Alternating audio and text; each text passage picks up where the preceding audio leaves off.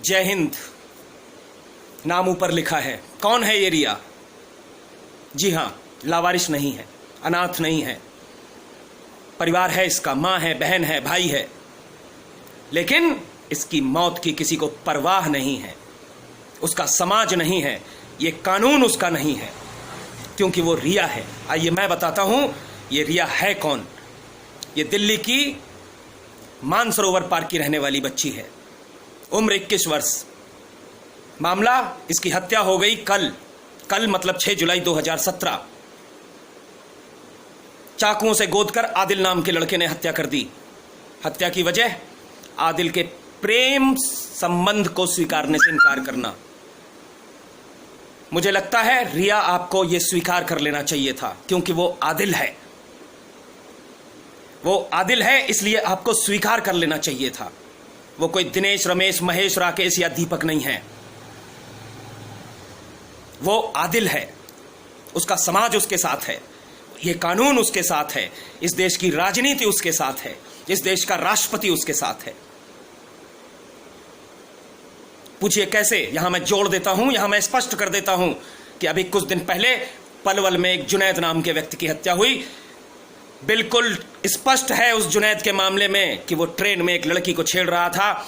उस लड़की को छेड़ने से जब उसके भाई ने मना किया तो हाथापाई हुई, मारपीट हुई। समाज ने, उस ट्रेन में मौजूद समाज ने उस लड़की के साथ छेड़खानी का विरोध किया, मारपीट हुई। चूंकि आदिल और जुनैद, इन लोगों को अपनी ताकत का पता होता है, ये माने नहीं, ये झगड़ा किया, इन्होंने भीड़ से झगड़ा किया और भीड़ ने जुनैद को मार दिया। रिया भी भागी थी एक फोटोग्राफर के स्टूडियो में, लेकिन उस फोटोग्राफर ने शायद बचाने की जहमत नहीं उठाई। मैं परिस्थितियां समझ सकता हूं मेरे फोटोग्राफर भाई, कि अगर आप बचाते तो आपके साथ भी कोई नहीं खड़ा होता। आखिर हम खड़े ही किसके साथ होते हैं? आप आदिल नहीं हैं, मैं जानता हूं।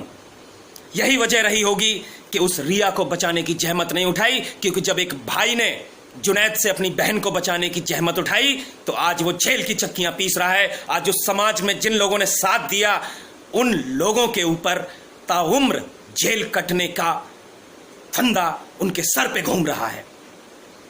क्यों? क्योंकि वो जुनैद है और वो आदिल है। शायद आप समझ रहे होंगे।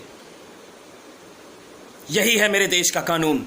जब कोई घटना जुनैद या आदिल के साथ होती है तो पूरा देश उसके साथ होता है, लेकिन जब डॉक्टर नारंग या रिया जैसे कोई मार दिए जाते हैं तो हमारे देश में कुत्तों की भी पूछ नहीं होती इनकी। राजनीति से लेकर समाज तक सब इनके साथ खड़े हैं। मेरे भाइयों, मैं निवेदन करना चाहूंगा आप सभी से, बड़े बुजुर्गों से, कि आज से हम अपनी जिन परिस्थितियों को हमने जन्म दिया है, इन राजनेताओं ने, इस राजनीति ने जन्म दिया है, जिन परिस्थितियों में ये कानून आज जिंदा है, उन परिस्थितियों में मैं निवेदन करना चाहूंगा आज अपने माताओं, बहनों, भाइयों और बड़े बुजुर्गों से कि आज से हम अपनी बहन और बेटियों को ये सिखाएं कि मामला जब आदिल, जुनैद, अहमद, आसिम, इमरान, खामरान का हो तो वो जो चाहें उन्हें करने दो, वरना मार दिए जाओगे। तुम्हारा साथ कोई नहीं देगा। क्यों? क्योंकि तुम रिया हो, तुम श्वेता हो, तुम प्रिया हो, या तुम ऐसे ही कोई दूसरी अन्य हिंदू लड़की हो। तुम्हारा साथ कोई नहीं देगा। मामला सिर्फ इतना सा है मेरे भाइयों कि वो रिया है और मारने वाला आदिल है। बीच रोड पे चाकुओं से गोद के चला गया। ये मेरी बहन भी हो सकती थी, ये तेरी बहन भी हो सकती थी। कोई नहीं बोलेगा। अगर मैं एक भाई के तौर पे बोलूंगा तो मैं जल्लाद कहलाऊंगा।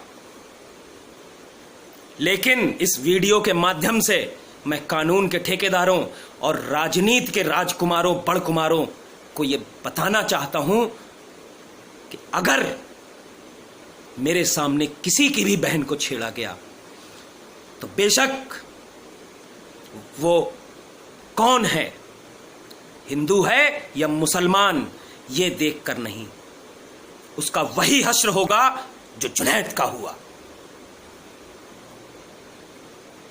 बेशक कोई साथ न दे, लेकिन अब हम शांत नहीं बैठेंगे। मैं निवेदन करना चाहूंगा मेरे भाइयों, इस रिया को अनाथ मत बनने देना। इस रिया को अगर आपके हृदय में इस लड़की के प्रति इतना सा भी लेश मात्र भी प्रेम है तो कुछ नहीं कर सकते तो इस वीडियो को पहुंचाइए, जिससे कि शायद कहीं ना कहीं कुछ लोग, एक समाज, जब हम सड़क पे उतरें तो एक जागृति हो समाज में। इसलिए एक शेयर करके कम से कम अपना एक फर्ज तो अदा करिए, शुरुआती फर्ज, इस रिया को अनाथ मत होने देना। जय हिंद।